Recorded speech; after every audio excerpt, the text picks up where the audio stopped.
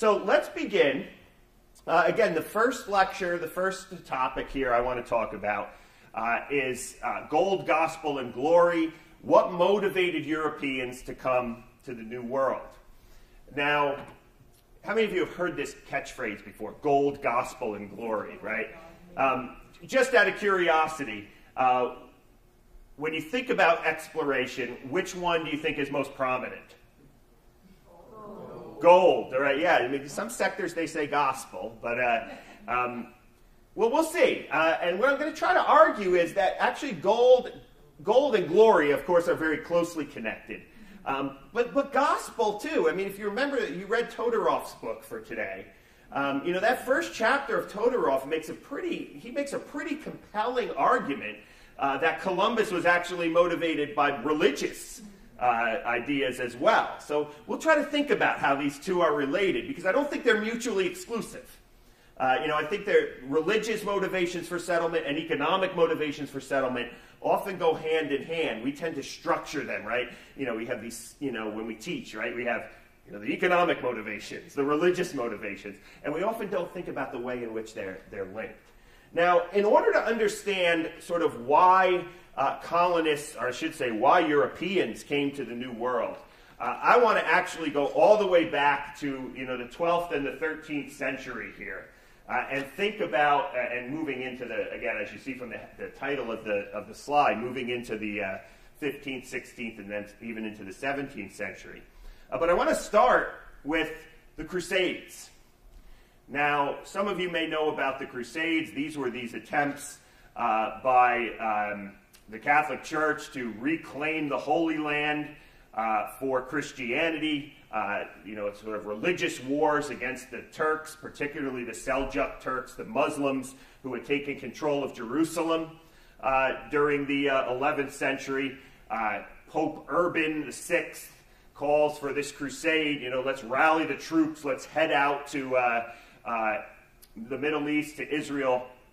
And he calls for a sort of series of military excursions that are going to reclaim the Holy Land, so to speak. Now, again, the Crusades, at their core, are a religious movement, right? Europeans, let's look at let's see if we get a map here. Europeans moving basically from Western Europe into the Holy Land, and you see, you don't have to really sort of read the map. Some of the print is small, but at the same time, you at least get to see the sort of avenues that they took, the routes that they took. We normally think of the Crusades as a religious movement. What I want to get us to see as well, though, are the sort of economic implications of the Crusades for the colonization of America. So not only are they heading to the Holy Land as sort of, as religious zealots, right? These crusaders. But there are economic implications in the sense that by traveling on these routes that you see here on the map from Western Europe into the Middle East and into the Seljuk Empire there, as you see on the map, these ordinary people, even peasants to some extent, are being exposed to a world that they really never have experienced before. Remember, these peasants are coming out of the feudal system. They're tied to the land. I often tell my students, when did people learn in Western civilization, when did people learn to be ambitious? When did people, I say, how many of you want to make a better life for yourselves? I ask my students, and of course everyone raises their hand. That's why they're sitting in a college classroom, right? They want to make a better life for themselves. But at what point in human history did the idea of making a better life for oneself sort of come into play? Well, most of my students think, universal. Everyone's always wanted, I said, no, they don't. People living in the crusade, in the feudal system in the Middle Ages aren't saying, well, my dad's a peasant, but I'm going to, break away from the farm and I'm going to go get a college education and make something of myself, right? I mean, that's an idea that wouldn't even come into the head of a peasant. His father's teaching him how to work the land for the feudal lord. He will work the land in the same way, as will his children and his children and his children. It's really not till, the 15th, 16th, 17th century that you actually see people even thinking about the idea of sort of upward mobility or ambition or educating oneself. Well, what the Crusades does is it gives these peasants and agricultural workers that are bound to the land and for generations, it gives them a reason, a religious reason primarily, to go, to leave home on a religious crusade, to visit worlds that they've never experienced before, to be exposed to different cultures, to be exposed to different ways of thinking, different products, different consumer goods, right? So, again, primarily a religious motivation, but it opens up what we might call a cosmopolitan world to these people, right? They're no longer stuck and bound to the land, but they now experience something that they've never experienced before. Moreover, economically, like I just mentioned, they get exposed to all kinds of goods. Spices, obviously, which are meant to sort of preserve meats, medicine, silk of different types, precious stones, perfumes, all of these things that Europeans, citrus fruits, all of these things that Europeans have never experienced before. So what the Crusades does is creates a mindset that says, there's a world out there. I want to know more about that world. And how can I capitalize on that world? How can I take advantage of that world? How can the East serve us here in the West? And again, you'll see how I'm sort of going to build off this here in a second. Now, if I can go back to the outline that I initially had up there.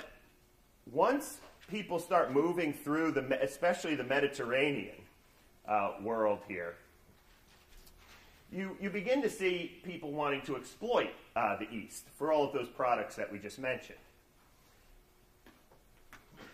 Trade routes open up throughout the Mediterranean Sea. And there's now going to be competition to see who controls all of those trade routes. And thus we get into what I call here on the outline, trade rivalries between nations. After the Crusades, which again, from a religious point of view, the Crusades largely fail. They don't take the Holy Land away from the Muslims. There's some that are more successful. Some of the Crusades are more successful than others, but they largely fail. The real sort of implications and the legacy of the Crusades is the way in which it opens up all of these trade routes to the East. Europeans want Eastern goods. They don't want to have to pay a middleman, if you will, in order to get them.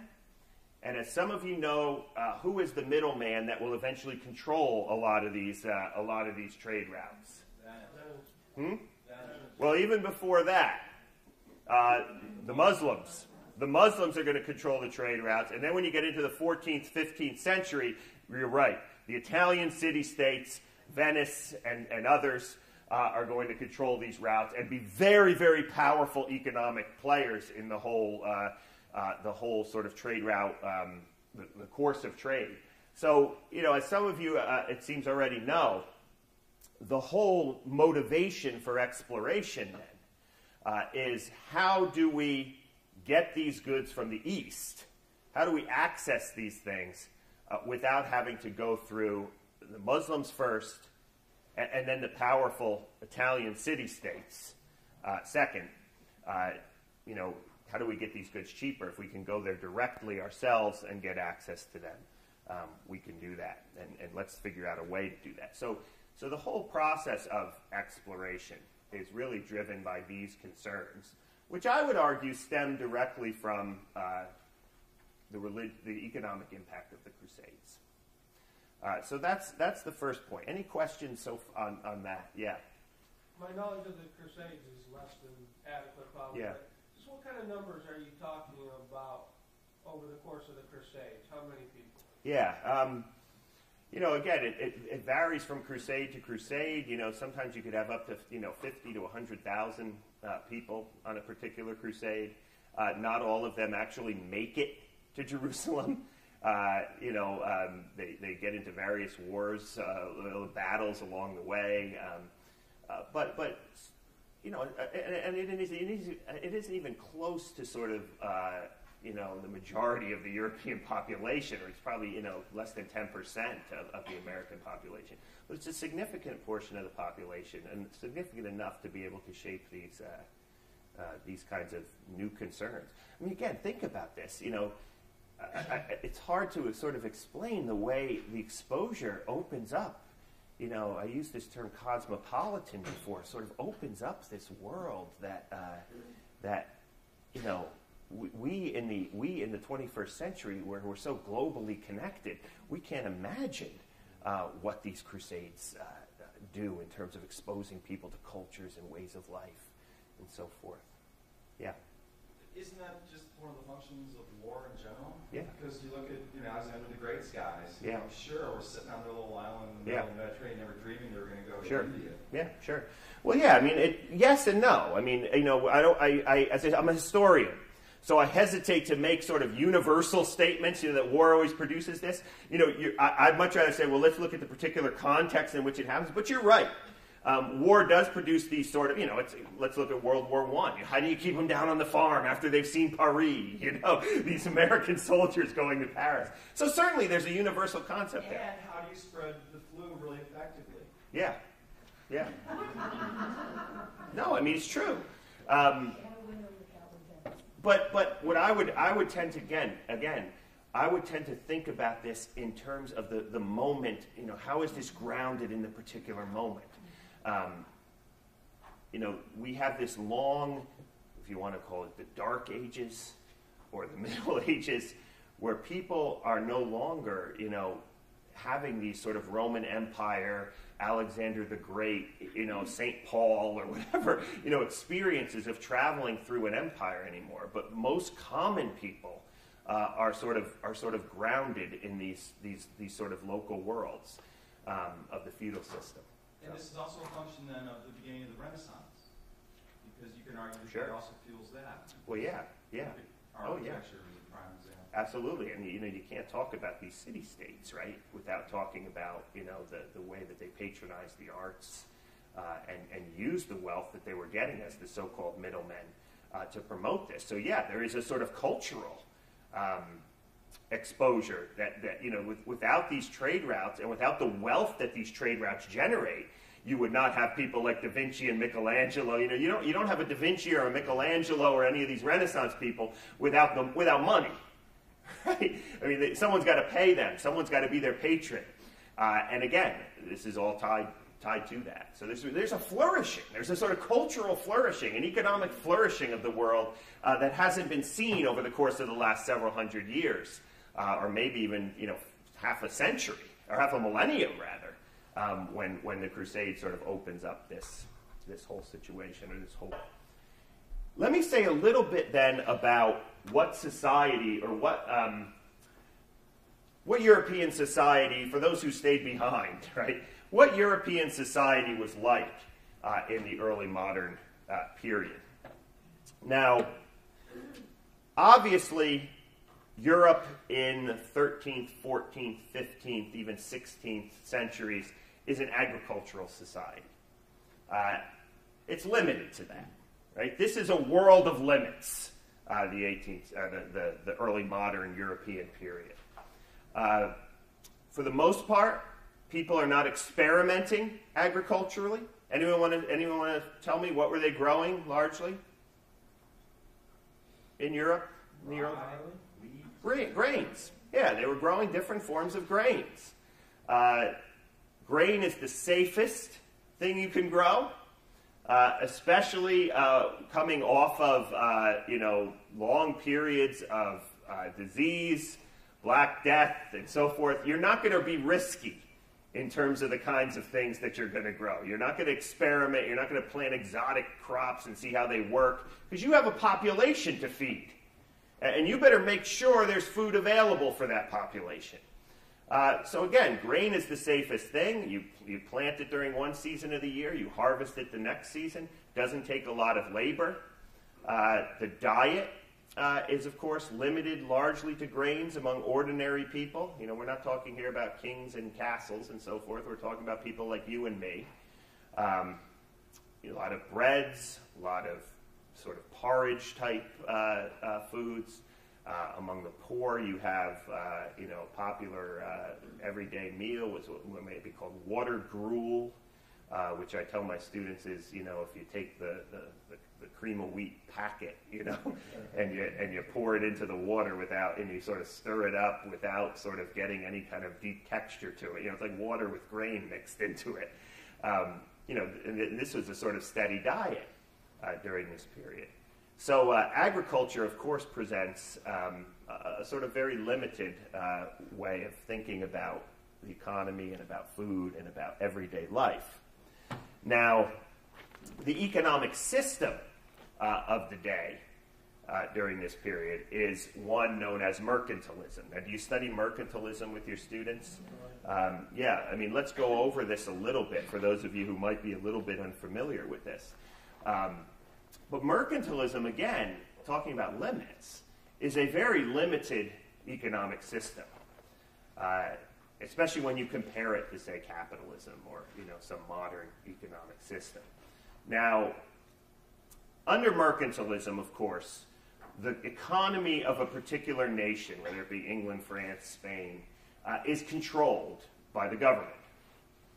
The government has absolute authority over who gets, what's grown, who they trade with, and so forth. So again, government control.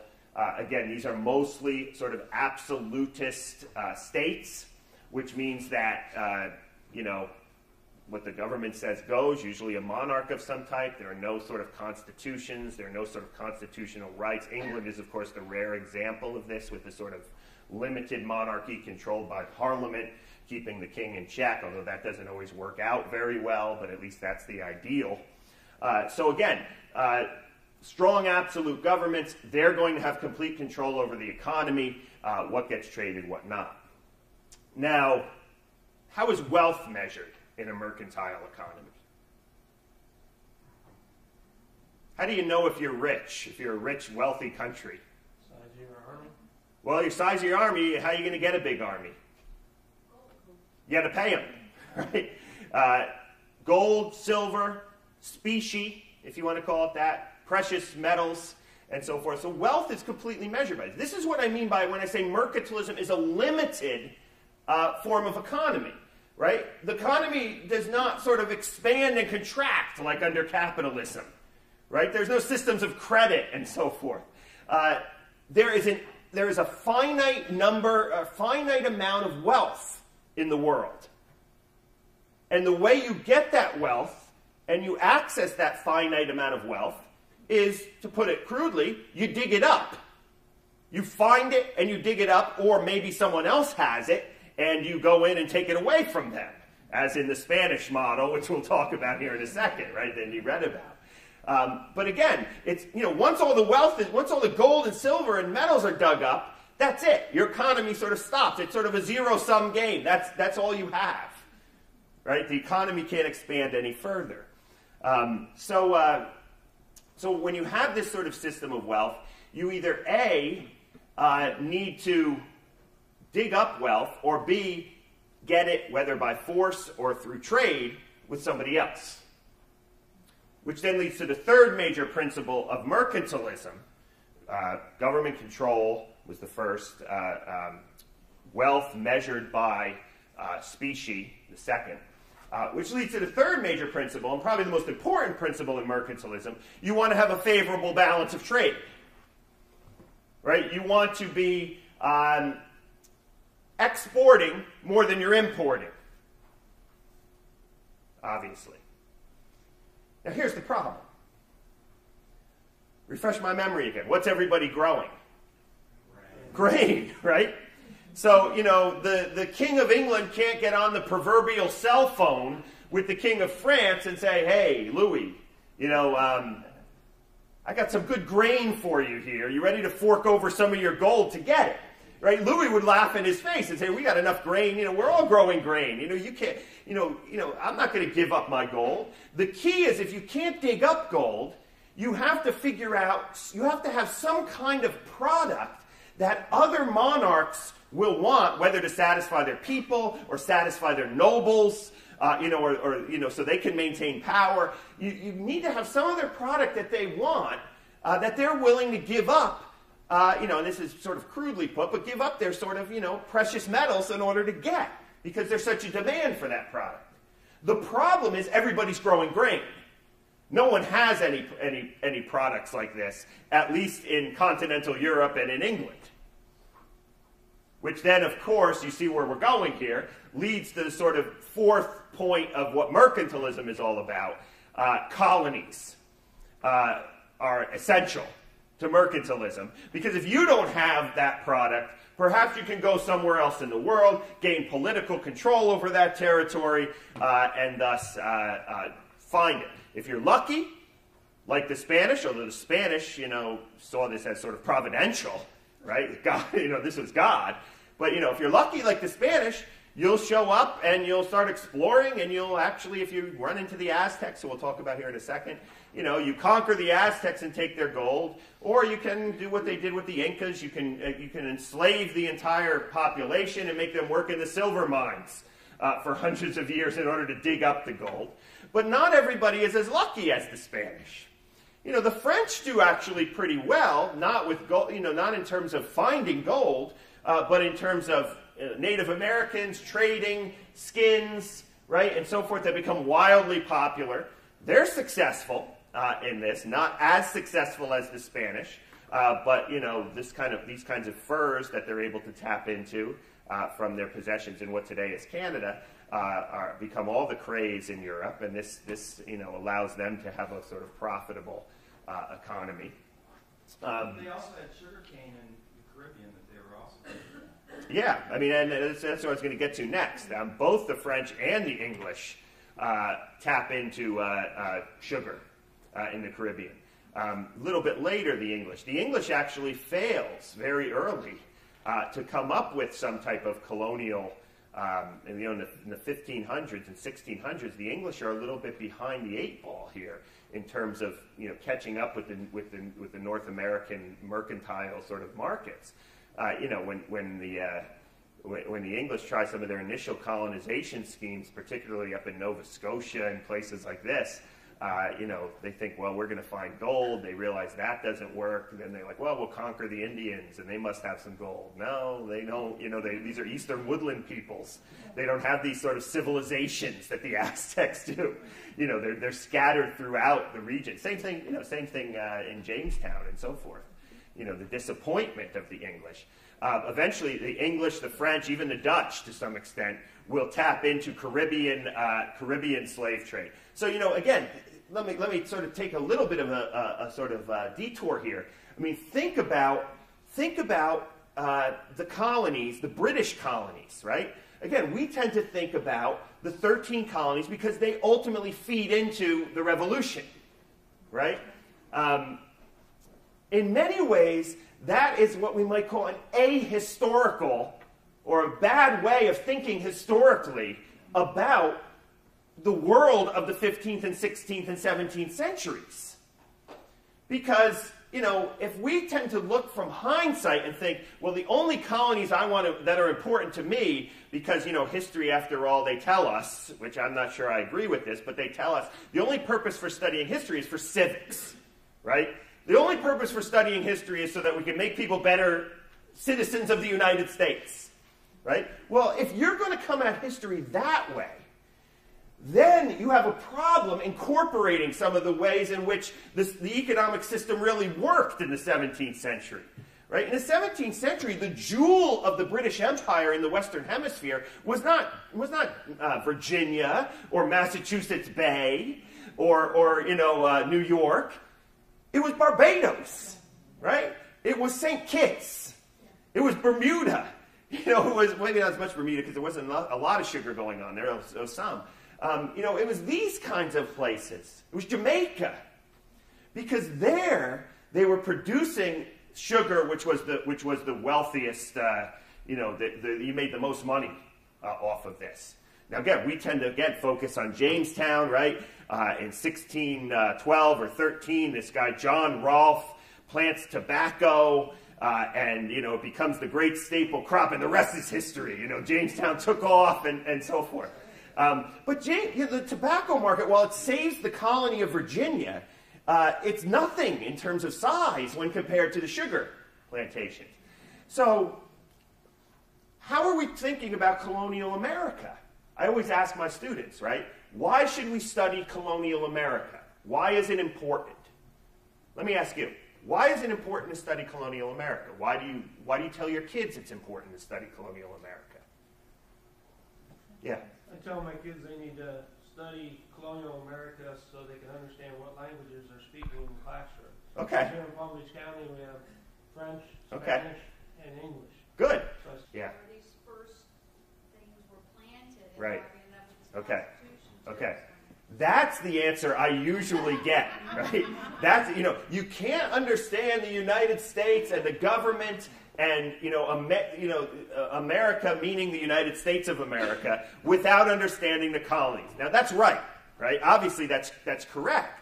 But it is a little bit, again, sort of ahistorical, because then, if your purpose for studying the colonies is simply to show how we, in the present day, understand, how America was made, the United States was made, then what do you do with the West Indies? Which, if you really want to take your students into the world of colonization and understand the world as it is, if you're thinking about the colonies for the sake of the colonies, people walking around in, 1620 aren't thinking like, well, we're 1622, right? We're starting a House of Burgesses here. This is going to be, I can see in 150 some odd years we're going to have a nation. It's going to be a representative government. No, they were part of this larger British mercantile world, and they were a minor part of it compared to, say, the Caribbean, right? So, but we don't incorporate the Barbados and Jamaica and so forth in because they don't fit our civics-minded understanding of, and again, the challenge, I would say, is, while history for civics is good in some ways, sometimes history for civics can become very ahistorical because we only pick and choose what's appropriate that gets us to where we want to go. Hey, Barbados doesn't work because that doesn't help my kids become better American citizens, right? Who cares about sugar plantations? And they didn't side with the American Revolution. They're out. They're taken out of the narrative, right? They're not part of the storyline. We tend to talk about leaving Indians and slaves and so forth out of the narrative, but you can also leave anything that doesn't relate to the American Revolution. They call this a Whig interpretation of the American Revolution because everything in the colonies that's important is something that connects with the nation. And it's really a bad way of thinking about history. Civics and history are two different sort of disciplines. If you want to teach your kids historical thinking, you need to see the North America as part of this very European world. The United States has nothing to do with it yet. You want to get them to see the way in which these systems developed as they would have in that time period, rather than superimposing our presentist ideas about why they're important on the past. Let's talk about the Spanish conquest, right? How and why are the Spanish, what is it? What does Todorov say? Roughly about 500 or so Spaniards. How do they pull this thing off? Has to be one of the most provocative questions in the study of early colonization. I hope that at some point in your 5th and 8th grade classrooms you actually ask that to your students. How did they pull this off? Rather than giving them all the facts and stuff, and let the debate flow. 5th graders can do this. They can, it might get a little crazy and you're going to have to rein it in at times. But how and why is this possible? Now, the sort of storyline, right, is that Hernando Cortez establishes the Spanish establish a beachhead in Cuba. Cortez is the mayor, or is it governor of the Spanish settlement in Cuba. And Cuba becomes sort of a sort of launching point, as well as other West Indian islands, becomes sort of a launching point for the move into the Mexico Valley. Cortez, I'm just looking at my notes here. Cortez is the mayor or alcalde of Santiago, Cuba, and again, roughly 500-600 men he's going to take. After several military skirmishes on the outskirts of the Aztec Empire, he's eventually noticed by Moctezuma, who is the prince, who is the emperor, if you will, of the Aztec Empire. This eventually will lead to a face-to-face meeting, of course, as we know, between Cortez and Moctezuma, and of course the eventual overthrow of the Aztec Empire in 1521 by the Spanish. So how does he pull this off? Well, first of all, you have obvious military considerations, right? Spanish firearms, cannons, are no match for Native American spears and other forms of weaponry. You know, this is the sort of logical, natural answer to the question. Most of you, if you ask this to your students, they will immediately respond this way. European technology trumps Native American technology. And in some sort of macro way, that is correct. Obviously, the Western civilization has developed technology that the Native American civilizations are not able to counter. But there are other reasons, too. I would hate to just leave it as a sort of military conquest. As we know, Cortez is, as much as sometimes you're appalled by Cortez, right? You have to give Cortez some credit. I mean, the guy is a sort of an anthropologist as well as a military man. I mean, he's able to study and understand this culture, in a way that is just sometimes amazing to me, that he's so quickly able to pick up on the myths that this culture upholds, the belief systems, and then exploit those systems, for good or for bad. I mean, he is somewhat of a genius when it comes to this. He immediately realizes that not everybody in the Aztec Empire is happy in the Aztec Empire.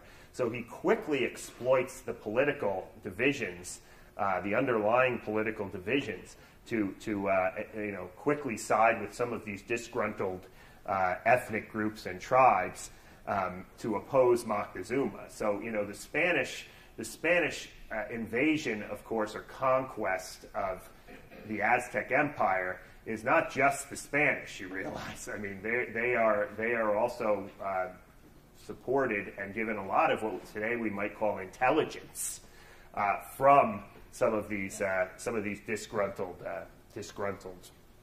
ethnic groups. Disease plays a significant role here, especially the spread of smallpox, which the Spanish sort of bring with them.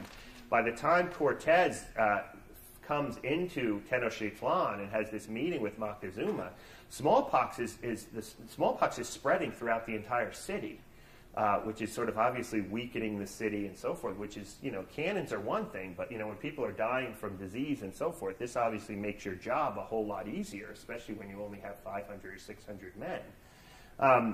But what's interesting about Todorow's book, and I think what's interesting about other books on this, is we tend to overlook the fact that the Spanish conquest of the Aztec Empire, it was in many ways a clash of religious worldviews.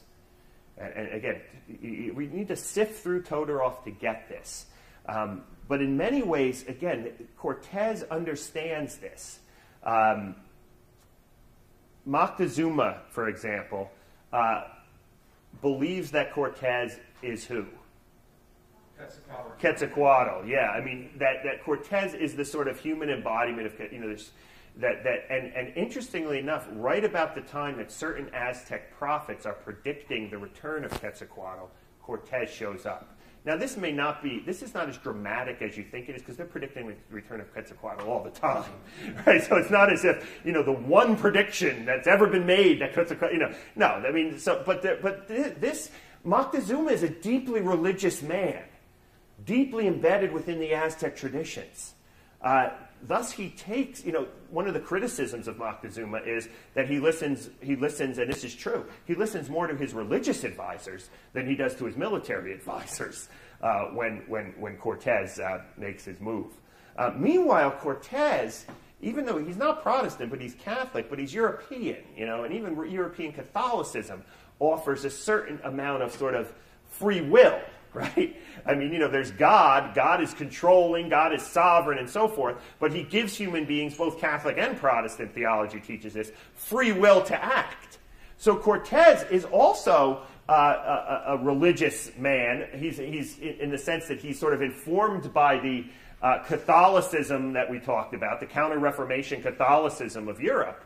But this still offers him the ability to like all of us, to manipulate, to change course, to make decisions on the fly, to use his free will. What's fascinating about the Aztecs and Moctezuma is so bound by this view of the gods that's almost a sort of providential view, we'll call it, in which everything is tailored by the gods. There is very little free will because everything that happens must happen because one of the gods ordained this to happen.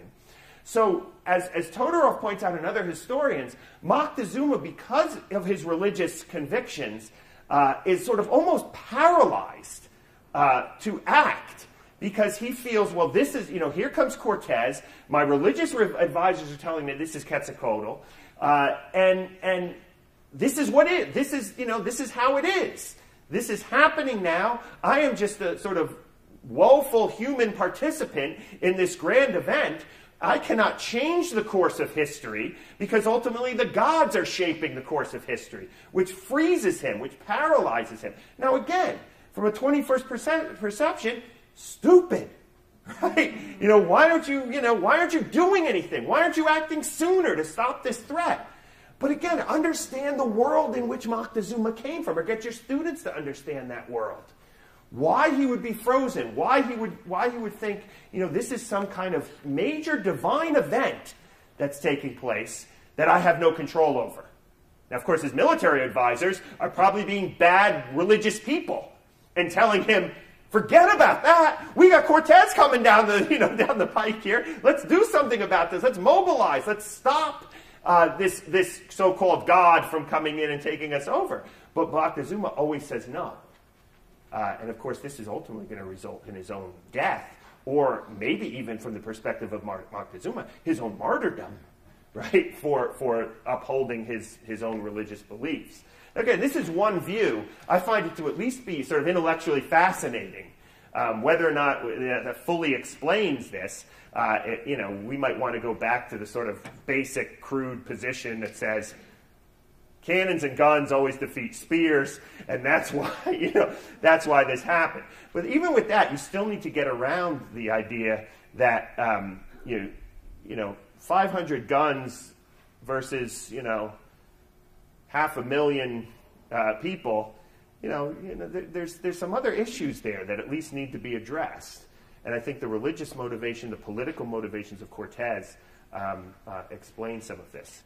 Well, this then, again, raises another question of, we tend to think of the Spanish conquest of the Aztecs, right? And in some ways, if we think about it that way, we'd be right, right? The Spanish come in, they take over the city, they make this a sort of Spanish province in the New World. They do the same thing to the Incas and so forth with Pizarro. But how do we define conquest? What do we mean by conquest? When we use the word sort of conquest, we often think of a military conquest or some type of a political conquest, which in this sense, what the Spanish did to the Aztecs certainly was that. But was it a sort of complete conquest? Was it a cultural conquest, I guess, is the question that a lot of historians of this period are now asking. The political and the military conquest, that storyline's been around for hundreds of years. This goes back to the original question about the writers, about the historians of this. They're writing this as a great political and military conquest, as by 1522. A year after the conquest, people are already starting to write histories on it. But what about this as a sort of cultural conquest? And what I mean by that is, how much was European culture? How much did that impact the everyday lives and the rituals and the religion and the sort of day-to-day life of the Aztecs that were conquered? And can we have a military and political conquest without a cultural conquest? I guess is the question that I'm trying to get at here in this last point about. Are you asking it rhetorically, or do you really want to? Well, I'm asking rhetorically, and now I'm going to try to answer it. Yeah, although you can help me. Yeah. Well, what do you think? Yeah, we got a little time here. What do you? No. Yeah. Bishop Delano, when he goes to burn all the books, it's out of frustration. Yeah. Right. Yeah. Yeah. What do you think? I mean, is this a conquest? Is this a culture? Let me give you some facts, and that's my spur your thinking a little bit here. Let me be provocative and raise a few things here. Of course, the Spanish view this in terms of total conquest, right? Religious, economic, political. This is a very European thing to do. We have conquered the Aztecs. And again, I want to explore here less, again, about the sort of government structures they do and the way they exploit the gold for mercantilism, and think about it in terms of the religious and in some ways, cultural overthrow. Part of conquering the Aztecs is to make them Catholics, to Christianize them. We forget this. The conquest is not complete until all of European civilization has been imposed upon these natives, and they become European, which of course means they need to be civilized, quote unquote, as the Europeans would understand civilization. And of course, European civilization, or the civilizing process, is directly related to Christianity. So again, friars, Dominican, Franciscan, some Jesuit. If you've ever seen I think it's Robert De Niro, the movie The Mission, right? You show some clips to your students. Great sort of way of capturing some of this. But these friars go into this new world with what I called before this sort of millennial zeal. Many of the Spanish missionaries believe that, and really it becomes a missionary endeavor. The conquest gets after Cortez, dies and the generations go on, the conquest really becomes a missionary conquest now, to convert these people. But these people these friars, again, driven by this sort of millennialism, they believe that by converting the world, by bringing everybody into the Catholic Church, they will somehow usher in the return of Jesus Christ. They will usher in the kingdom of God through this. So they're operating not only in terms of getting these Indian souls saved, but they believe that there's this sort of, their views on the millennium, it's often referred to as post-millennialism. In other words, God will come and establish his 1,000-year reign on the earth after enough people become Christian, or after people become Catholic, in this case. So there is this sort of urgency there. And there are some early successes by these missionaries.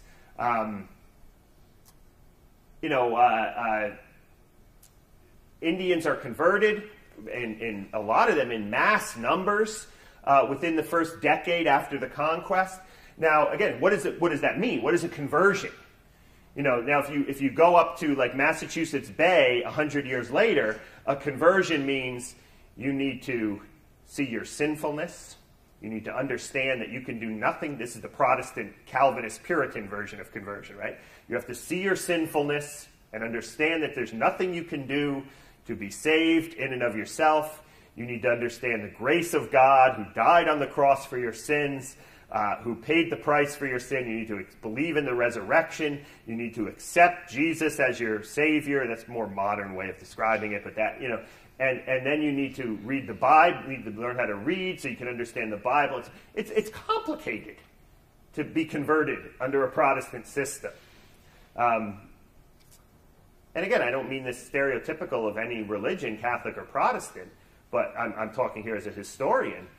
If you look at the way the Catholics tried to convert, a conversion simply means you teach them that, their God is false, and you teach them basically how to cross themselves, do the sign of the cross, and then make them come to church every Sunday. And that becomes ultimately a sort of what a conversion is going to be. Very basic understanding of God and Jesus Christ. Cross yourself, and of course, I forgot, be baptized, right? And then, so there's no sort of, the Puritans have much harder work when they convert, when they try to convert some of these Eastern Algonquin Indians, like the Wampanoag or the Abenaki Indians or whoever they happen to run into. It's much more difficult for them.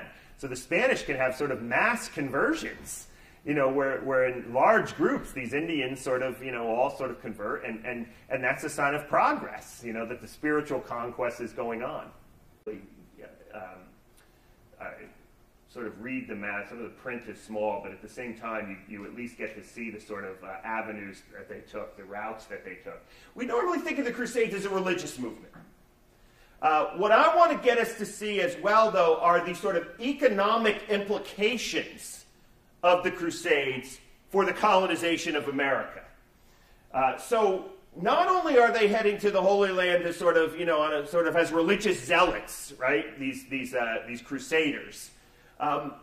But there are economic implications in the sense that by traveling on these routes that you see here on the map from Western Europe into the Middle East and into the Seljuk Empire there, as you see on the map, these ordinary people, even peasants to some extent, are being exposed to a world that they really never have experienced before.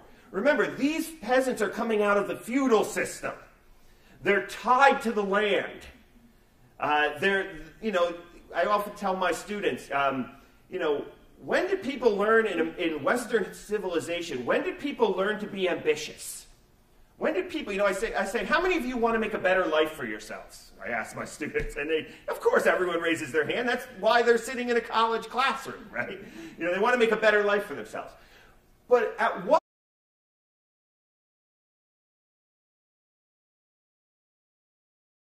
So let's begin. Again, the first lecture, the first topic here I want to talk about is gold, gospel, and glory. What motivated Europeans to come to the New World? Now, how many of you have heard this catchphrase before? Gold, gospel, and glory, right? Just out of curiosity, when you think about exploration, which one do you think is most prominent? Gold, all right, yeah. I mean, some sectors they say gospel, but we'll see. And what I'm going to try to argue is that actually gold and glory, of course, are very closely connected. But gospel too. I mean, if you remember, you read Todorow's book for today. That first chapter of Todorov makes a pretty compelling argument that Columbus was actually motivated by religious ideas as well. So we'll try to think about how these two are related, because I don't think they're mutually exclusive. I think their religious motivations for settlement and economic motivations for settlement often go hand in hand. We tend to structure them, right? We have these, when we teach, right? We have, the economic motivations, the religious motivations, and we often don't think about the way in which they're linked. Now, in order to understand, right? So, again, primarily a religious motivation, but it opens up what we might call a cosmopolitan world to these people, right? They're no longer stuck and bound to the land, but they now experience something that they've never experienced before. Moreover, economically, like I just mentioned, they get exposed to all kinds of goods. Spices, obviously, which are meant to sort of preserve meats, medicine, silk of different types, precious stones, perfumes, all of these things that Europeans, citrus fruits, all of these things that Europeans have never experienced before. So what the Crusades does is creates a mindset that says, there's a world out there. I want to know more about that world. And how can I capitalize on that world? How can I take advantage of that world? How can the East serve us here in the West? and again, you'll see how I'm sort of going to build off this here in a second. Now, if I can go back to the outline that I initially had up there. Once people start moving through, especially the Mediterranean world here, you begin to see people wanting to explain sort of why colonists, or I should say, why Europeans came to the New World. I want to actually go all the way back to the 12th and the 13th century here, and think about and moving into again, as you see from the title of the slide, moving into the 15th, 16th, and then even into the 17th century. But I want to start with the Crusades. Now, some of you may know about the Crusades. These were these attempts by the Catholic Church to reclaim the Holy Land for Christianity. It's sort of religious wars against the Turks, particularly the Seljuk Turks, the Muslims who had taken control of Jerusalem during the 11th century. Pope Urban VI calls for this crusade. Let's rally the troops. Let's head out to the Middle East, to Israel. And he calls for a sort of series of military excursions that are going to reclaim the Holy Land, so to speak. Now, again, the Crusades, at their core, are a religious movement, right? Europeans, let's see if we get a map here. Europeans moving basically from Western Europe into the Holy Land, and you see, you don't have to really. At what point in human history did the idea of making a better life for oneself sort of come into play?